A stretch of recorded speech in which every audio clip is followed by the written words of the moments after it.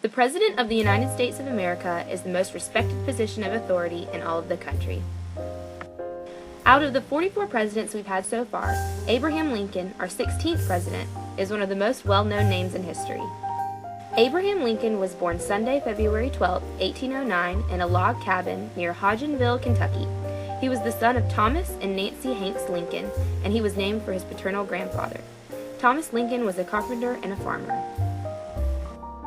In all, Lincoln spent less than 12 months going to school and did not go to college at all. Can you imagine what it would be like to never go to school? Lincoln was elected the 16th president on November 6, 1860, defeating Douglas, John Bell, and John C. Breckinridge. In February of 1861, Lincoln left for Washington, D.C. to be sworn into office. Do you know that grizzly beard we always see Lincoln wearing? That is in existence thanks to the suggestion of an 11-year-old girl. Lincoln was sworn in on May 4, 1861. Lincoln dealt with the 4 long years of the Civil War.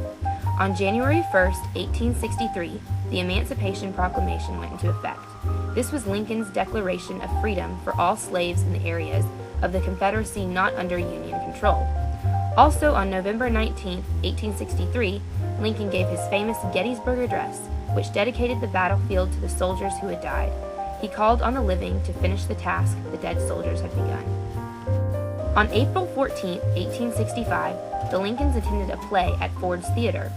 During the performance, a man named John Wilkes Booth arrived at the theater, entered the state box from the rear, and shot the president in the back of his head at about 10:15 p.m.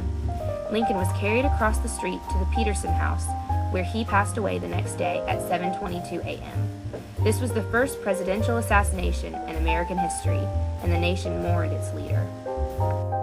Lincoln's body was taken to Springfield by train, and he was buried in the Lincoln Tomb in Oak Ridge Cemetery on May 4, 1865.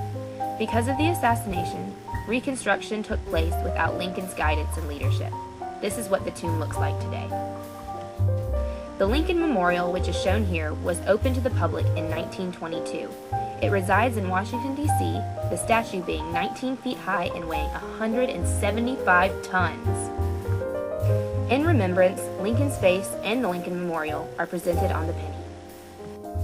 We must always remember what a wonderful leader Abraham Lincoln was.